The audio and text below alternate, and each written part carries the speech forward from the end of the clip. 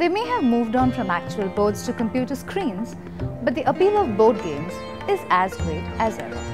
For many of us, playing board games has been an integral part of growing up, where long summer afternoons were spent playing them. But perhaps not many of us have thought about where they came from. Board games are among the many exciting things that ancient India has given to the modern world.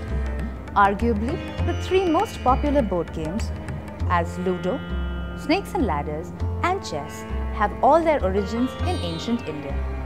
Ludo is a simplified version of a game called Chaupat, Chausat or Pachisi, which was once known as the national game of the country.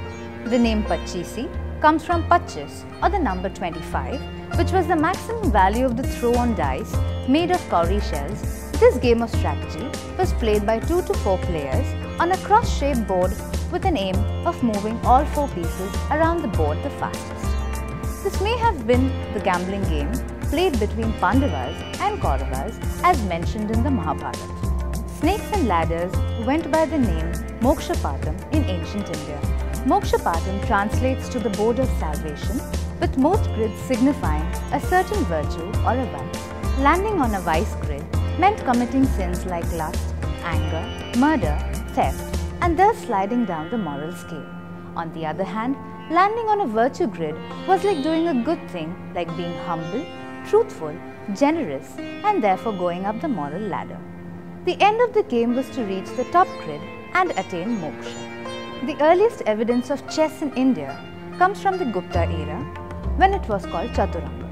Chaturanga means 4 divisions, which refers to the 4 kinds of pieces of infantry, cavalry, elephants, and chariots.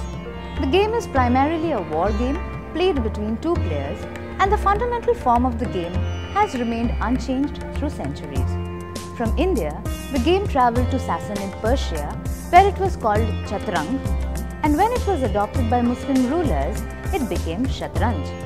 Europeans adopted the game and spread it to the rest of the world. These 3 classic board games continue to be popular in the world because, in the words of Dr. Irvin Finkel, good board games never die.